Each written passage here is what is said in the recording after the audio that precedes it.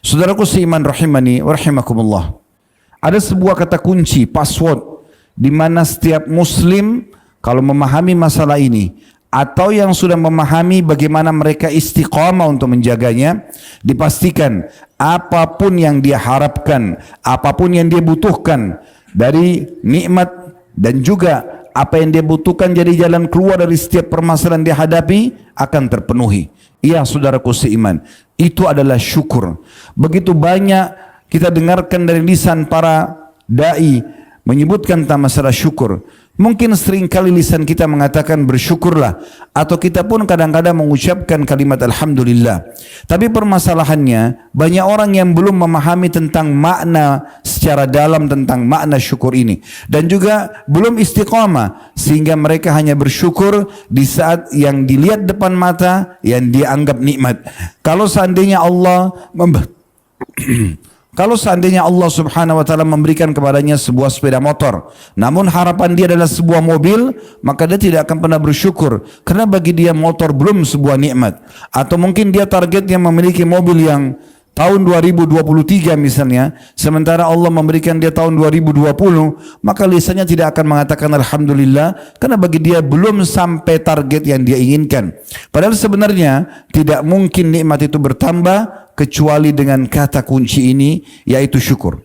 Tidak asing lagi firman Allah subhanahu wa ta'ala dalam surah Ibrahim, surah nomor 14 ayat 7, di mana Allah memastikan dan Allah mewajibkan atas dirinya bahwasanya semua orang yang bersyukur pasti akan ditambah dan diberikan semua yang dia butuhkan. Dalam firman-Nya, wa idz ta'azzana rabbukum la in syakartum la azidannakum wa la in kafartum inna azabi lasyadid. Ingatlah ketika Tuhan Muhammad menyeru dan mewajibkan atas dirinya, siapapun yang berterima kasih atau bersyukur pasti akan aku tambah, dan siapapun yang kufur tidak pernah menilai nikmat tersebut sehingga berterima kasih, maka siksaku sangat pedih. Syukur saudaraku seiman dari sisi bahasa disebutkan oleh para ulama adalah as-sana 'alal muhsin bima awlakahu minal ma'ruf. Artinya syukur adalah pujian bagi orang yang memberikan kebajikan atas kebajikan tersebut, sebagaimana disebutkan dalam As-Sihah fil Lugha, bukunya Al-Jauhari. Ibnu Qayyim rahimahullah lebih dalam menjelaskan tentang masalah syukur, sehingga harapannya adalah setiap muslim bisa menerapkan dalam hidupnya. Bukan hanya sekedar lisan yang mengucapkan syukur tersebut, tapi bagaimana dia lebih dalam dari masalah itu sehingga benar-benar bisa mendatangkan hasil dan efek yang diharapkan. Beliau mengatakan asyukur zuhuru athari ni'matillahi ala lisani abdi sana'an wa i'tirafan wa ala qalbihi syuhudan wa mahabbah wa ala jawarihi inqiyadan wa ta'ah. Artinya syukur itu baru bisa mencapai targetnya dan akhirnya mendapatkan apa yang kita harapkan, yaitu menunjukkan adanya nikmat Allah pada diri seorang hamba dengan pujian lisan dan juga pengakuan melalui lisan tersebut. Ditambah lagi adanya persaksian dan kecintaan di dalam hati seorang hamba kepada Tuhan yang telah memberikan nikmat tersebut. Juga disempurnakan dengan pelaksanaan kepatuhan dan ketaatan melalui anggota tubuh. Disebutkan dalam kitab Madarikus Salikin jilid 2 halaman 244. Saudaraku seiman, Allah subhanahu wa ta'ala bukan hanya sekedar menyuruh kita berterima kasih, tapi Allah pun memang memiliki sifat yang mulia ini. Allah sebutkan dalam Al-Quran, dalam surah Asy-Syura, surah nomor 42 ayat 23, Innallaha ghafurun syakur. At-Tabari mengatakan, dalam terjemahan sungguhnya Allah itu Ghafur dan Syakur, beliau mengatakan menukil perkataan Qatadah rahimahullah, Ghafur adalah maha pengampun terhadap semua dosa sebanyak apapun, asal hamba tersebut mau kembali kepada Tuhannya akan dimaafkan. Begitu juga dengan Syakur, adalah zat yang maha membalas dengan berlipat ganda dengan hanya berterima kasih sedikit saja kepadanya. At-Tabari menyebutkan di jilid 21 halaman 531. Juga dalam firman Allah yang lain dalam surah Taghabun, surah nomor 64 ayat 17, Allah berfirman, Wallahu syakurun halim. Ibnu Katsir mengatakan makna Allah itu adalah zat yang maha syakur dan halim, ialah memberikan balasan kebaikan dengan ganjaran yang melimpah. Jadi walaupun hanya dengan syukur sedikit, maka ganjarannya akan sangat besar. Tafsir Quranul Azim, jilid 8 halaman 141. Allah subhanahu wa ta'ala juga memuji dan memerintahkan para nabi-nabi dan rasulnya agar selalu bersyukur. Contoh misalnya tentang Nabi Nuh alaihissalam disebutkan dalam surah Isra, surah nomor 17 ayat 3. Dzurriyyatan man hamalna ma'a Nuh innahu kana 'abdan syakura. Sesungguhnya keturunan manusia yang telah kami bawa bersama Nuh, maksudnya di kapal Nuh, sesungguhnya Nuh itu adalah seorang hamba yang selalu bersyukur. Demikian pula tentang Nabi Ibrahim alaihissalam dalam surah An-Nahl, surah nomor 16 ayat 120 sampai 121 Allah berfirman, "Inna Ibrahim kana ummatan qanitan lillahi hanifan wa lam yakun minal musyrikin, syakiran li an'umihi, ijtabahu wa hadahu ila siratim mustaqim."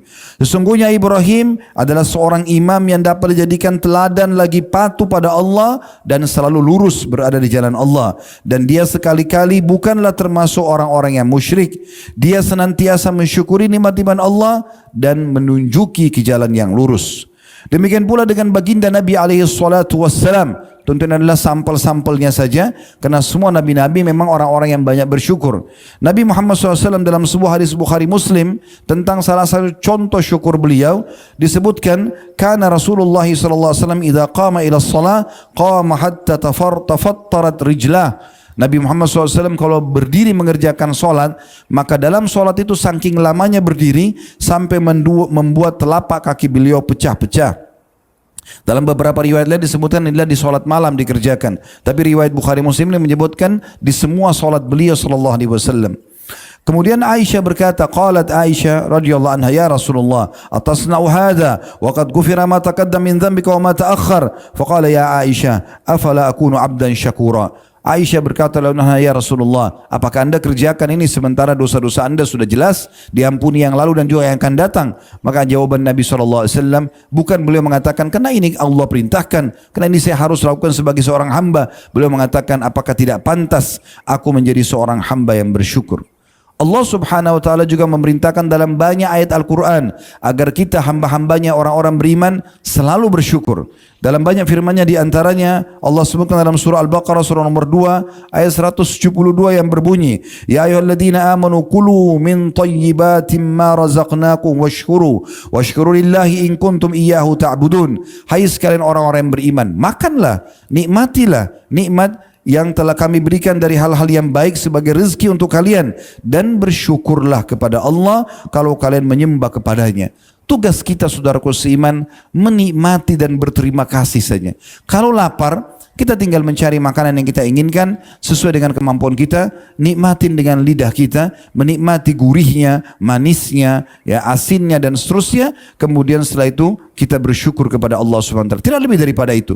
Makanan tersebut kalau sudah lewat ukuran sepertiga dari jari kita pun di tenggorokan, kita sudah tidak pernah punya andil dalam makanan tersebut. Semuanya sudah teratur rapi. Ibarat tubuh kita ini sebuah pabrik yang sangat besar, memiliki jutaan lift yang sudah akan membawa komponen-komponen makan tersebut yang dibutuhkan oleh tubuh sebagai nutrisi dan juga yang tidak dibutuhkan sebagai kotoran yang akan dibuang oleh manusia. Demikian pula dalam firman Allah subhanahu wa ta'ala yang sangat masyhur dalam surah Al-Baqarah surah nomor 2 ayat 152, fadhkuruni azkurkum washkuruli wala takfurun. Selalulah ingat kepadaku kata Allah, dan selalulah berterima kasih bersyukur kepadaku, dan jangan pernah kalian kufur. Makna kufur adalah memungkiri nikmat Allah subhanahu wa ta'ala atau mengecilkannya sehingga seakan-akan dia bukan sebuah nikmat. Banyak orang menganggap bahwasanya sakit itu adalah murni cobaan. Padahal sebagian ulama salaf memandangnya adalah sebuah nikmat yang besar, karena dengan sakit dia bisa memahami makna kesehatan itu. Begitu juga dengan lapar. Dengan lapar kita bisa merasakan nikmatnya makanan tersebut. Kalau orang sudah kenyang, dihidangkan makanan seenak apapun, dia tidak akan merasakan kenikmatannya. Ternyata lapar bukan cuma sekedar murni sebuah cobaan, tapi juga langkah untuk bisa menikmati nikmat yang sedang ada sehingga kita bersyukur. Demikian juga dengan haus, demikian juga dengan capek. Semuanya itu adalah sebuah langkah-langkah dan upaya dari Allah subhanahu wa ta'ala agar hambanya bersyukur kepadanya.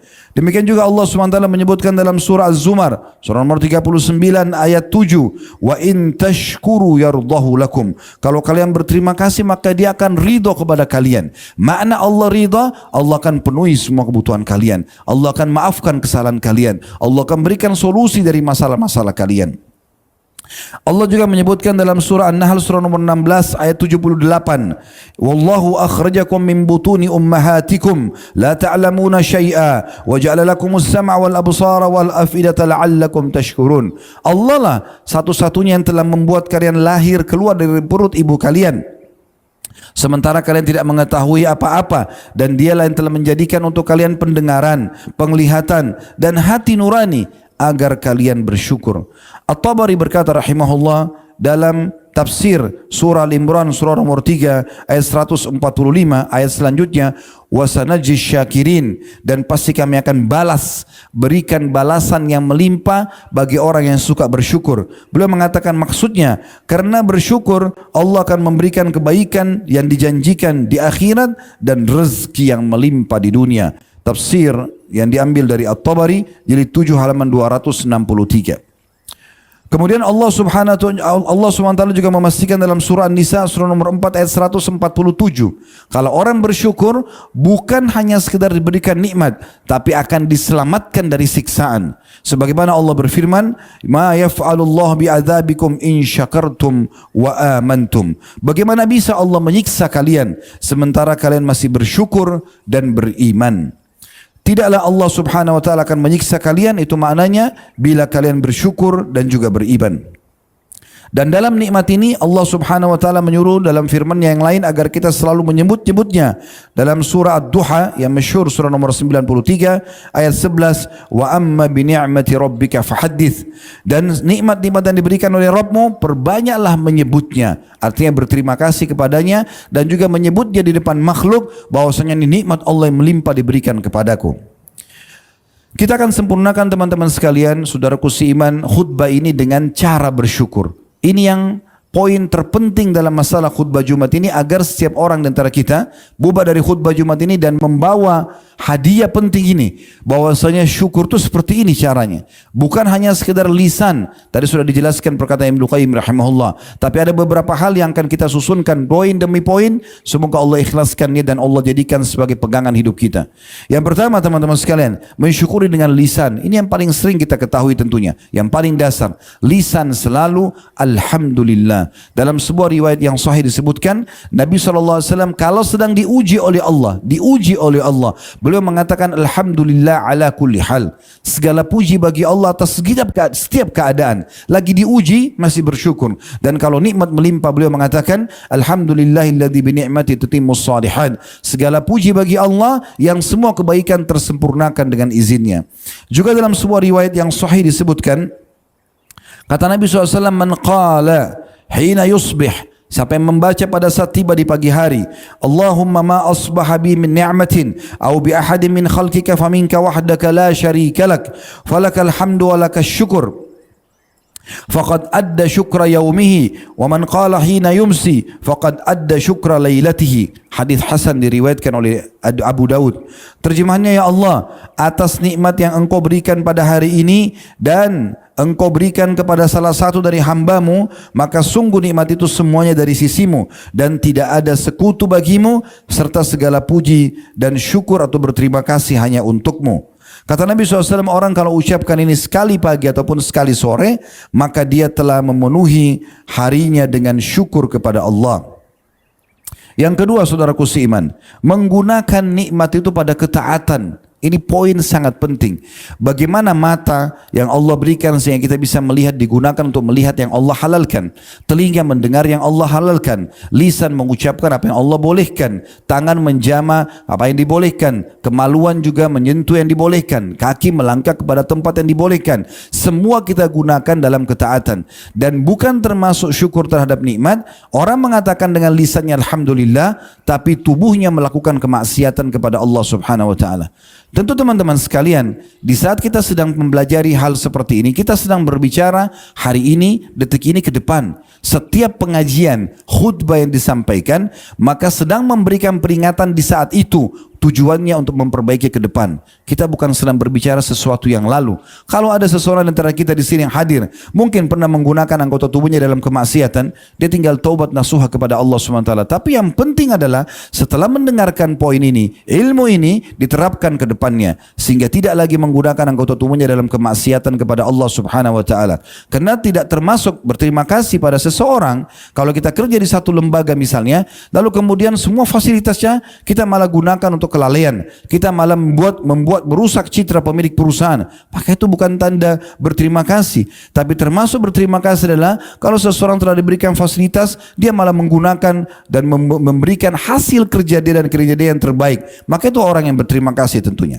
Yang ketiga, saudaraku seiman, memperbanyak sujud syukur. Mungkin yang jarang orang lakukan. Nabi SAW tidak pernah meninggalkan perbuatan ini. Semua disebutkan dalam hadis Abu Daud dengan sanad hasan.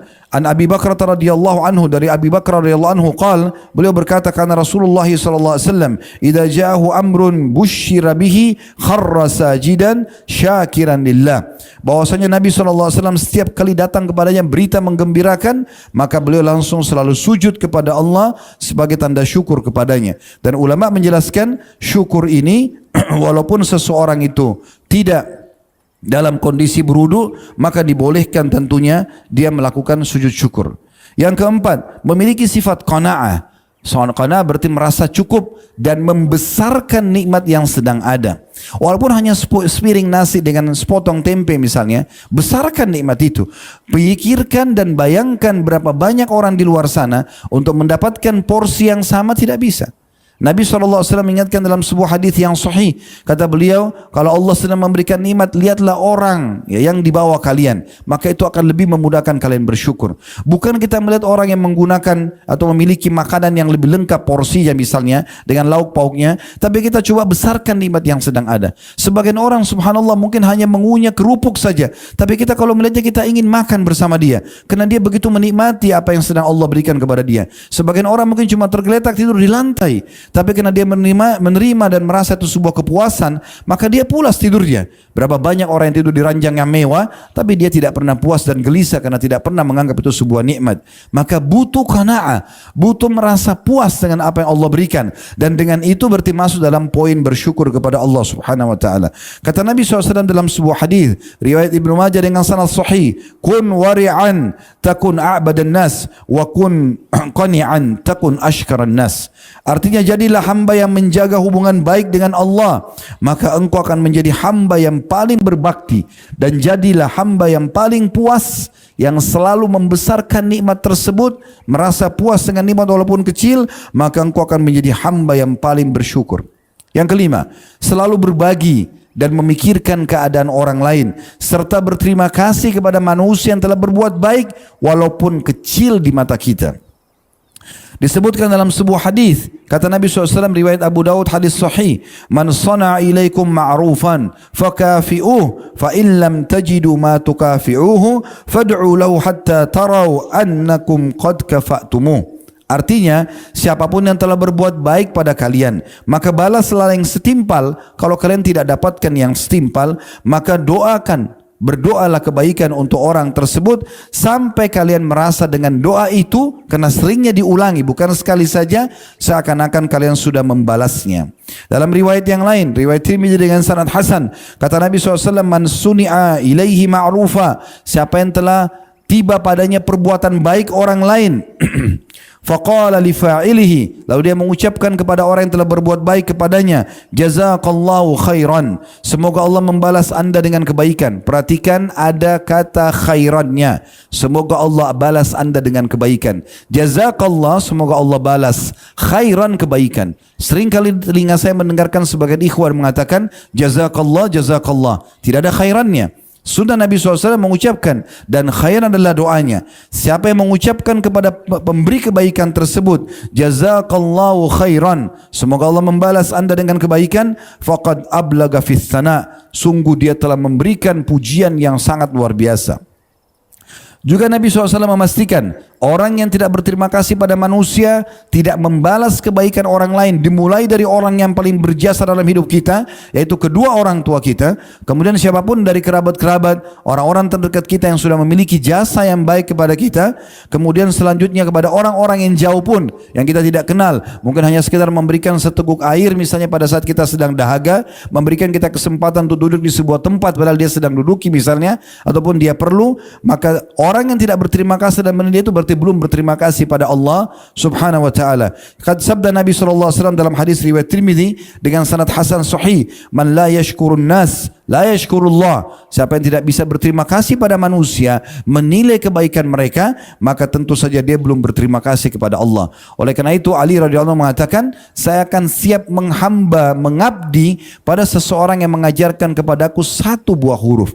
Apalagi kalau guru kita yang sudah mengajarkan kepada kita banyak sekali ilmu. Begitu juga Umar bin Khattab radhiyallahu anhu mengatakan, "Saya akan terus berterima kasih seumur hidup saya pada seseorang yang mengingatkan tentang satu kekurangan saya." Kalau ada orang yang menasihati kita, "Saudaraku, akhi, itu salah, itu kurang, itu harus begini," maka itu harus kita kenang seumur hidup kita sebagai rasa syukur kepada Allah Subhanahu wa taala.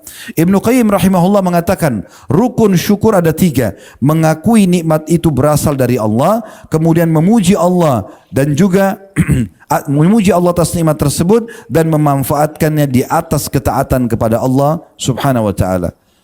Dalam hal menyebut dan menilai syukur yang atau nikmat yang kecil ini sehingga akhirnya kita menganggapnya sebagai sebuah besar, itu dalilnya adalah hadis riwayat Ahmad dan dihasankan oleh Syekh Albani, kata Nabi SAW, "Man la yashkurul qalil man lam yashkurul qalil lam yashkurul katsir." Siapa yang tidak coba berusaha berterima kasih dan bersyukur terhadap hal yang kecil, baik itu sama manusia berterima kasih padanya atau kepada nikmat Allah yang mungkin kecil di mata dia, maka pastikan dia tidak akan pernah berterima kasih pada hal yang besar. Ibnu Hazm rahimahullah juga mengingatkan sebuah statement penting berhubungan dengan masalah ini. Beliau mengatakan, "Kullu nikmatin la tuqarribu minallahi azza wa jal fahuwa baliyah," atau musibah. Semua nikmat yang tidak bisa membawa seorang hamba lebih dekat kepada Allah, maka pastikan itu adalah sebuah musibah. Diambil dari Hilyatul Auliya, jadi 1 halaman 497.